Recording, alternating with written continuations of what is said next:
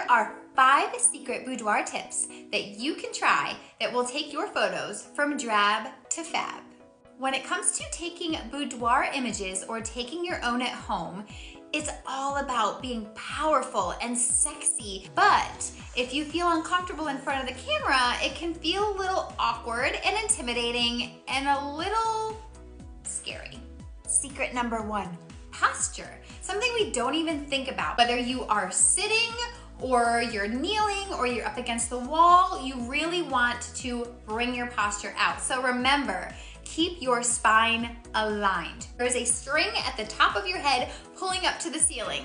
Really stretch that spine out. You want to bring your shoulders back. So if you're gonna bring them back and down, that's much better than this. In the posture category, you don't even realize your neck has a lot to do with posture. You want to bring that neck up. Again, it's gonna be a more power pose and also minimize double chin. Secret number 2.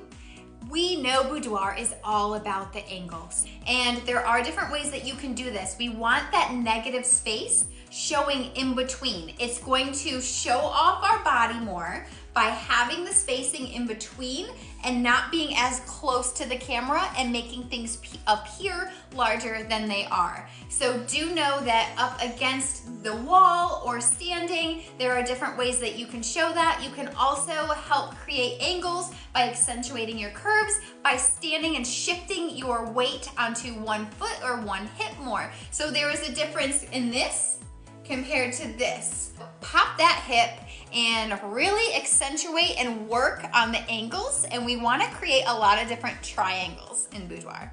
The next secret would be your eyes. Now, you do not know how much power and emotion you can have in your eyes. It's very important to soften the look of your eyes. And I know I've done little tutorials on here before how to soften, but I'll just recap that really quick. So what you want to do is you don't want to just stare at the camera. You're gonna feel a disconnect a little bit, so put your hands where you want them to go. There's gonna be 2 different ways. We want to be distracted. That's what softens our eyes a little bit more. So there's 2 ways, either closing our eyes first or looking off in another direction first. And I'll show you those 2 examples. So if I'm looking at the camera first, my hands are ready, I'm in position. I'm gonna close my eyes, let out a deep breath, and slowly open.